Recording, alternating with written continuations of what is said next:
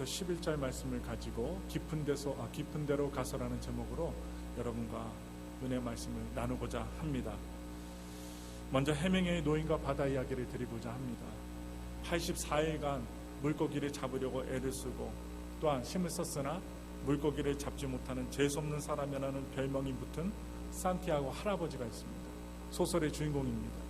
먼 바다로 나가 드디어 5m가 넘는 거대한 물고기를 잡았으나 결국 돌아오는 길에 상어떼들을 만나 그 모든 고기의 살점들을 다 잃어버리고 또한 뼈만 가지고 오게 되었다는 긴 소설, 이 소설이 바로 그 해밍웨이의 노인과 바다 이야기입니다.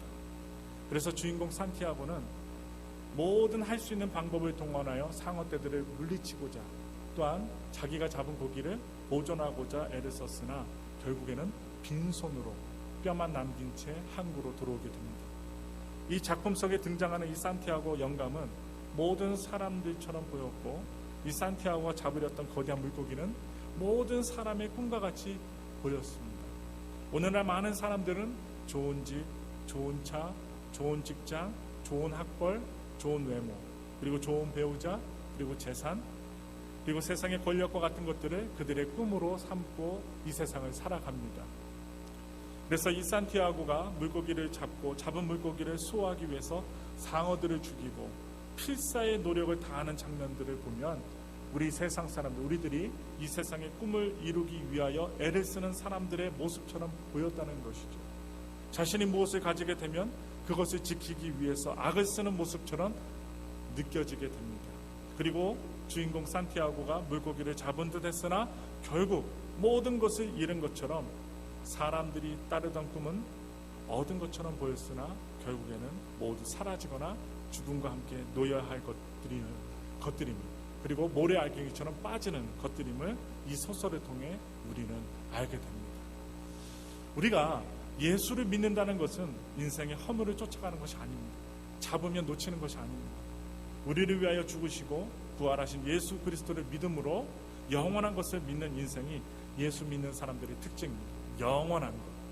그래서 오늘 우리가 읽은 말씀 중에 5절에 있는 베드로의 고백이 나와요. 자막을 보시면 밤이 새도록 수고하였을 때 얻은 것이 없나이다. 밤이 맞도록 수고했지만 얻은 것이 없습니다. 이 베드로의 처지와 우리 인생사가 비슷한 점이 있습니다. 왜 밤새도록 고기를 잡아야 했을까? 왜 밤새도록? 아마 베드로에게 어떤 절박한 경제적인 필요가 있었지 않나 생각이 되어집니다. 먹고 살기 위해서 또한 가족들을 부양하기 위해서. 그러나 그는 절박한 필요에도 불구하고 한 마리의 고기도 잡지 못한 채 태양이 떠오르자 지친 팔뚝으로 그물을 깁습니다. 그물을 갖다 정리하고 그물을 챙기고 집으로 돌아가려고 했습니다. 삶에 대한 강렬한 몸부림과 허무가 오늘 본문에 나타난 베드로의 이야기이고 또한 어쩌면 오늘날의 우리들의 모습이기도 합니다. 때로는 강렬한 의욕 속에서 때론 피곤한 몸을 이끌고 어제나 저제나 이곳에서나 저곳에서나 하면서 밤을 새워 그물을 던지고 다시 끌어올리는 베드로처럼 오늘날 우리도 세상이라는 이 바다에서 때로는 의욕에 차서 때로는 힘을 내고 소망을 내고 또한 지친 심신을 몇 번이나 일으키면서 행여나하면서 성공의 그물, 소망의 그물을 던지고 또 던지고 또한 그 그물에서 던져지는 그 소망들을 바라보는 우리들의 모습들. 그러나 대부분은 사람들이 헛된 것을 위한 몸부림을 했거나 아니면 베드로처럼 빈 그물을 씻어야 하는 좌절의 현실 앞에 서 있습니다. 그런데 이때 그렇게 빈 그물을 씻고 있는 그 베드로에게 주님이 찾아오십니다. 놀라운 것은 우리가 좌절하고 힘들고 어려울 때 주님이 찾아오신다는 것입니다. 절망의 때에, 낙심의 때에 오늘 본문을 보시면 예수님이 베드로에게 제자들에게 찾아오셨어요. 그러고 보면 가장 깊이 고민할 때가 주님이 가까이 계시는 때이고 그리고 우리가 힘들고 지치고 가장 어려운 순간이 주님이 나를 찾아오시는 때이기도 하다는 것입니다. 가장 괴로운 것이 주님과 만남의 장소이기도 합니다. 그래서 베드로를 찾아오신 주님과 베드로의 대화를 풀어보면 이런 이야기가 될 것입니다. 보시면 베드로야 고기를 얼마나 잡았느냐 주님이 아시면서 물으셨어요. 한 마리도 잡지 못했습니다. 그러면 깊은 데로 가서 그물을 내려보아라. 아니 깊은 데로요? 예, 선생님, 내가 밤이 새도록 수고를 하였으나 얻은 것이 없지만은 말씀에 의지하여 그물을 내리겠습니다. 좌절하고 포기하고 어렵지만 마지막 힘을 다해서 그물을 다시 옮겨다가 또한 자기가 탔던 그 무거운 배를 옮겨다가 다시 깊은 강으로 갑니다. 이 대화 속에서 우리는 한 축복의 모형을 보게 됩니다. 주님의 말씀을 듣고선 그 말씀대로 예함으로써 일어나는 놀라운 하나님의 역사를 우리는 보게 되는 것입니다. 말씀에 의지하여 그물을 내리겠느냐. 누구의 말씀? 예수님의 말씀. 그 결과 우리는 6절 이하에서 놀랍게 일어나는 사건을 우리는 보게 됩니다. 6절 보면 그리한즉 고기에 애운 것이 심이 많아 그물이 찢어지는지라. 말씀에 의지하여 그물을 내렸더니 그물이 찢어질 정도로 엄청난 물고기들을 잡게 됩니다. 이 베드로의 고백은 참으로 귀한 믿음입니다. 누가 바다에 대하여 더 잘합니까? 아시다시피 베드로는 바다에서 잔뼈가 굵은 사람이었습니다. 어부였습니다. 그리고 그물이나 물고기가 다니는 어로나 아니면 물고기가 많이 잡히는 곳들을 잘 알고 있는 전문가였습니다. 그리고 예수님은 바다와는 아무런 관계가 없는 나사렛이라는 그 시골 동네에서 목수, 나무를 갖다가 다져다가 만드는 목수 출신입니다. 경험적으로 지식적으로 말하면 베드로는 바다에서만은 누구에게만큼은 짓지 않는 전문가였습니다. 바다 전문가. 그런데 그가 말씀에 의지하여 내가 그물을 내리리라고 한 것은 자기의 경험을, 자기의 주관을 다 부정해버린 것입니다. 오늘 우리가 이 예수님, 다 포기하고 절망했을 때 다가오신 예수님을 우리가 듣고 생각하며 오늘 설교를 듣고 계시는데, 우리가 정말 삶을 살다 보면 다 포기하고 싶고 다 내려놓고 싶고 심지어 죽음까지도 바라보는 분들이 계시는데, 그때에 우리가 무엇을 해야 되는가? 내 모든 것 부정하고 내 모든 생각 내려놓고 예수님이 말씀하시는 것에 순종할 필요가 있다는 거예요. 그래서 오늘 우리가 보면 말씀에 의지하여, 이 베드로의 말이 우리 가슴에도 깊이 메아리 쳤으면 합니다. 여기에 베드로는 그물이 찢어지도록 많은 고기를 잡을 수가 있었던 것입니다. 순종하니까 잡을 수 있었어요. 하나님의 손길은 말씀에 의지할 때 나타나는 것입니다. 우리가 많이 들었어요. 말씀에 의지하라, 기도하라, 그리고 하나님 예배드려라. 많이 수없이 우리가 듣는 말씀이 순종하라, 말씀에 의지하라, 이런 말씀이죠. 그런데 하나님의 손길은 진정으로 말씀에 의지할 때 나타나는 것입니다. 그래서 여러분들은 말씀에 의지하여 살아가십니다. 여러분, 말씀에 의지하여 살아가십니다. 아니면 여러분들의 경험에 의지하여 살아가십니다. 우리가 무엇을 하든지 우리가 말씀에 의지하기보다는 내 경험을 많이 의지합니다. 그것이 바로 문제입니다. 그래서 주일 성수를 철저히 지키고 또한 주님 앞에 헌금 생활하고 믿음 생활하지만 깊이 우리가 고민하고 생각을 해보면 내 의지와 경험을 의지할 때가 많다는 것입니다. 그래서 여러분들에게 한 분을 소개합니다. 아이젠하워입니다. 주일 성수를 철저히 지키고 기도의 대통령인 아이젠하워. 이 아이젠하워 대통령을 소개하고자 하는데, 그는 어린 시절 철저한 신앙 교육을 받고 자란 예수 믿는 군인이었습니다. 신앙인이었어요. 그런데 급설 폐영증으로 다리 절단 위기를 기도로 극복한 그 철저한 기적적인 사건을 경험한 사람이었기 때문에 전쟁 중에서도 항상 늘 성경책을 지니고 살았습니다. 그리고 말씀을 보고 또한 기도하고, 그리고 군입대 후에 14년간 진급이 안 됐을 때도 철저히 인내합니다. 기도합니다. 기다립니다. 그러한 그의 가치관, 유럽군 총사령관으로서 우뚝 하나님께서 세워주셔서 처칠, 몽고메리, 그리고 드골 등 까다로운 리더들과 소통하고 화합적인 리더십을 발휘하는 그런 사람이었어요. 바로 아이젠하워. 그래서 신앙인들에게 깊은 교훈을 주고 있는데, 대통령 재임 8년 중에도 철저히 주일 성수를 지킨 감동적인 모습은 하나님께 영광을 돌리는 아름다운 모습으로 우리들에게 교훈으로 이어지고 있습니다. 한 국가와 개인의 성공은 기도와 주일 성수임을 안 신앙인 아이젠하워는 절대 권력을 유지하려고 화려하게 살 수 있었던 그는 말년에 편하게 살지 않았습니다. 돈 많이 축적하고 살지 않았습니다. 전 재산을 기부하고 낡은 포도차를 하나 갖고 그리고 한 끼라도 굶지 않는 식사, 하루 세 끼 식사가 가능한 그 물질만 빼놓고 남기고서 여생을 보내게 됩니다. 항상 겸손과 웃음을 잃지 않으려 노력했던 크리스천 아이젠하워는 평소 유언한 대로 한 사병이 죽을 때 들어가는 똑같은 관에 똑같은 장례식, 그리고 화려하지 않은 장례식으로 자기의 마지막을 마치고 사람들에게 존경과 은혜의 박수를 받고 천국에 갑니다. 대통령이고 그리고 대장이었으면 아주 화려하게, 아주 화려한 무덤을 만들 수 있었지만 그는 사람이었음에도 불구하고 가장 낮고 천한 예수님을 따라 살아가는 신앙의 모범을 마지막 자기 죽음에서도 보여주며 장례식을 마칩니다. 여러분, 하나님의 역사는 바로 이러한 사람에게 일어나는 것입니다. 저도 존경스러워요. 하나님의 말씀이 나를 주장할 때, 하나님의 말씀이 내 인생의 원리가 될 때 하나님의 역사가 일어나는 것입니다. 어쩌면 우리는 여기서 이런 생각도 해볼 수 있습니다. 베드로가 자신의 경험을 부정하고 말씀에 순종했습니다. 그런데 그 자신을 부정하는 것이 결코 쉬운 일이 아닙니다. 그런데 어떻게 그렇게 부정할 수 있었을까요? 아마 고기가 자기 뜻대로 잡혔다면 베드로는 주님의 말씀에 무슨 뚱딴지 같은 소리입니까? 저리 가시오, 비웃었을지도 모릅니다.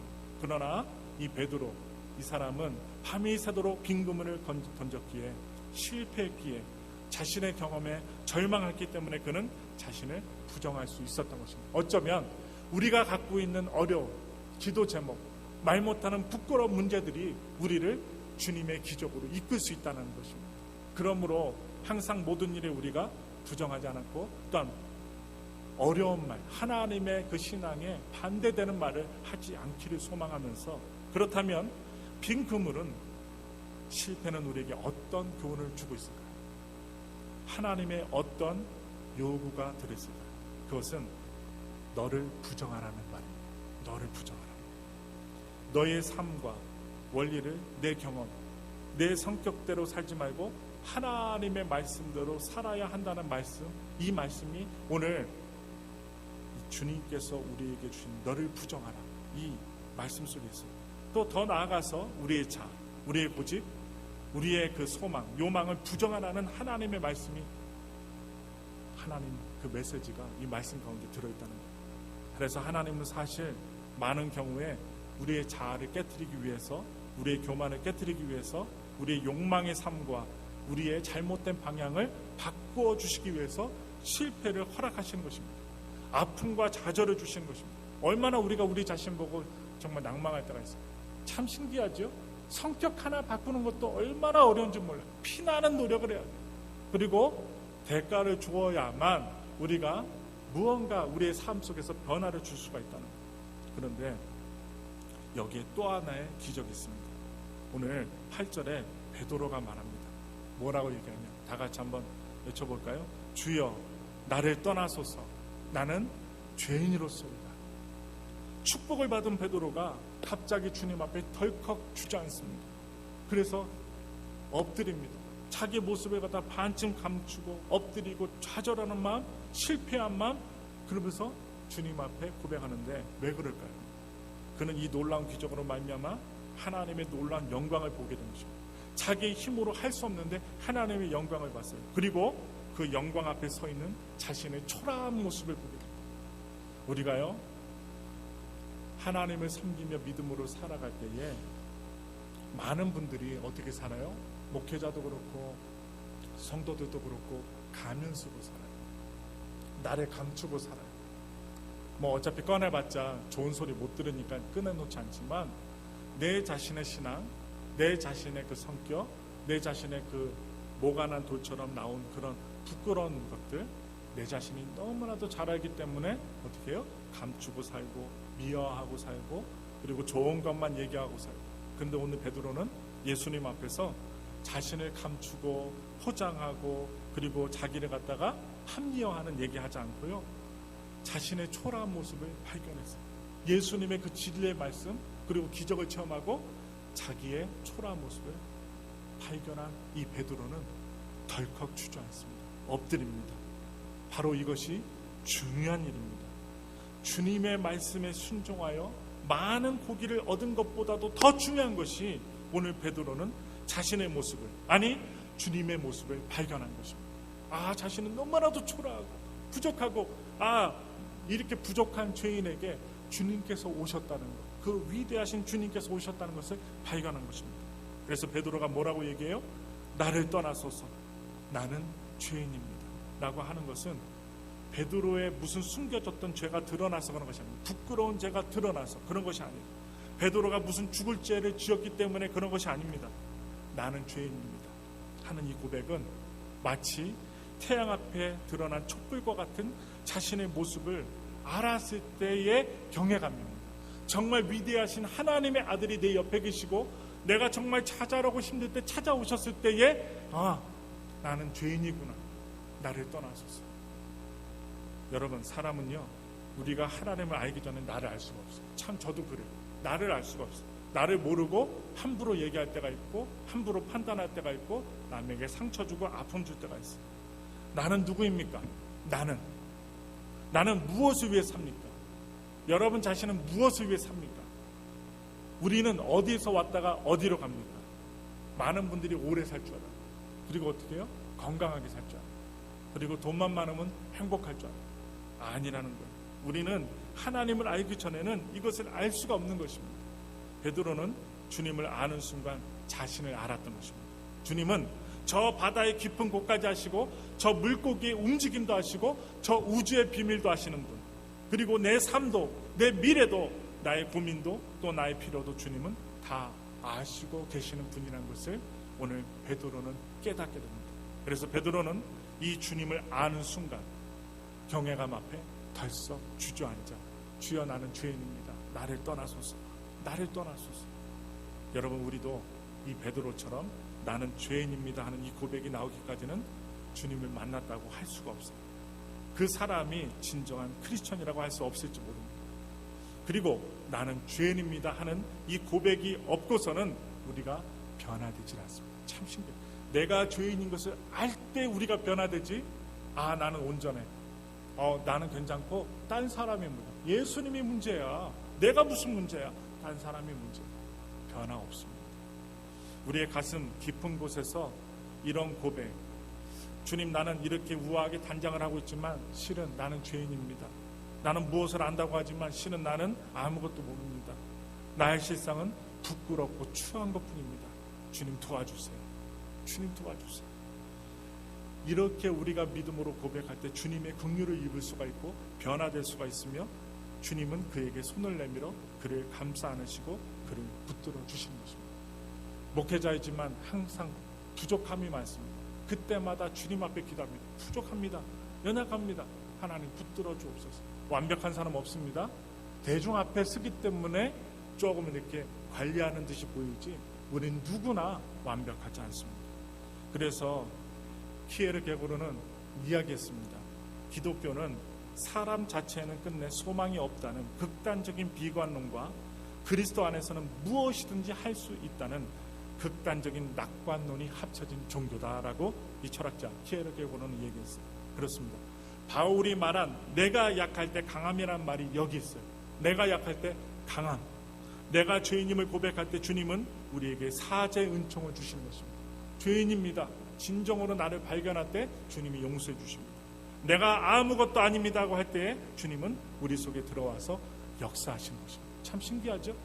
내가 막 하려고 하고 내가 지식이 있고 내가 똑똑하고 내가 무엇인가를 하려고 하면 사단이 나요. 그런데 내가 내려놓고 하나님 행하세요. 정말 다 포기하고 싶습니다. 연약합니다. 주님 행하세요. 그러면 그때부터 주님이 일하시기 시작해요. 그래서 나는 아무것도 아닙니다. 나는 죄인입니다. 이 말이 그리스도 안에서 신앙으로 고백되어질 때에 절대 가능성이 있는 고백이 된다는 사실을 깨달을 수 있으시기를 바랍니다. 마지막으로 여기 또 하나의 위대한 기적이 있습니다. 베드로가 가득 잡은 고기를 두고서 주님의 제자로 사명의 삶을 산다는 것입니다. 사명의 삶. 11절 하반절에 보시면 뭐라고 나오냐? 모든 것을 버려두고 예수를 쫓습니다. 그동안 붙들고 살았던 모든 것을 다 버려두고 예수님을 쫓으며 삽니다. 축복이 사명이 되는 모습. 우리 기독교인들이 받은 축복을 사명으로 바꿀 줄 알아야 됩니다. 하나님, 내가 받은 게 너무나도 많은데 이제 주님을 위해 살겠습니다. 주의 영광을 위해 쓰겠습니다. 하나님, 여태까지는 나만 바라보고 내 가족만 바라보고 나 자신만 바라보고 살았는데 실로 주님이 주신 것은 나를 위해서가 아니라 주님을 위해서 주신 것이군요. 주님의 사명을 위해서 살겠습니다. 베드로가 모든 것을 버려두고 예수를 쫓습니다. 축복이 사명이 되는 것입니다. 그래서 우리 기독교인들은 받은 축복을 사명으로 바꿀 수 있어야 돼요. 하나님은 우리들에게 복을 주십니다. 그러나 그 복을 왜 주실까요? 너나 먹고 잘 살라고 복을 주시는 것이 아닙니다. 그 복이 사명이 되라고 하시는 거예요. 여러분, 왜 건강하려고 하십니까? 사실 많은 사람이 건강하기 때문에 죄를 짓습니다. 건강하니까 죄를 져요. 건강하지 못하면 어떻게 해요? 죄를 지을래야 지을 수가 없어요. 건강하기 때문에 술 마시고 춤추고 간음하는 사람이 많습니다. 그런 건강이라면 하나님께서는 우리가 병든 것이 더 낫다고 말씀하실 수 있어요. 왜 돈이 필요하십니까? 돈 가지고 자랑하고 세상 낙을 누리려고 교만하고 그러려고 한다면 하나님은 돈 주시지 않습니다. 하나님은 우리에게 축복의 목적을 물어보십니다. 왜 복 받으려고 하니? 축복의 목적을 물어보십니다. 왜 건강하려고 하느냐? 왜 돈을 필요로 하느냐? 왜 너의 지식이 잘 되어야 하느냐? 하나님은 이 무릎에 부끄럽지 않을 때 하나님은 그것을 주시는 것입니다.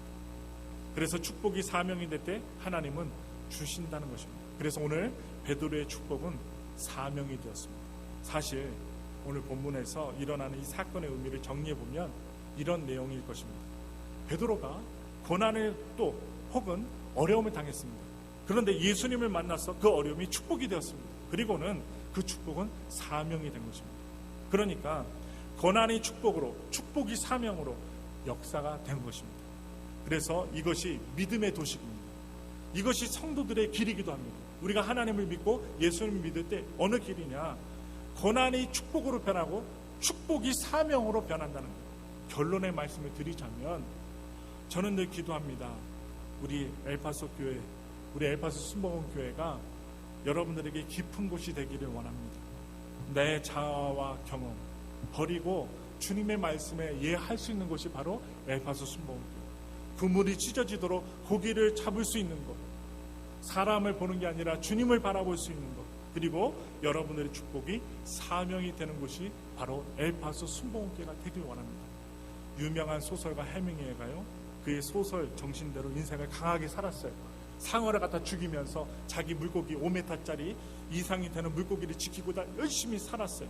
그래서 성공도 하고 돈도 벌고 명성도 얻었습니다. 노벨상까지 탔어요. 여러분, 이 노인과 바다 이야기를 통해서 노벨상까지 탄 이 해밍웨이가 결국에는요, 엽청으로 스스로 목숨을 끊고 자살합니다.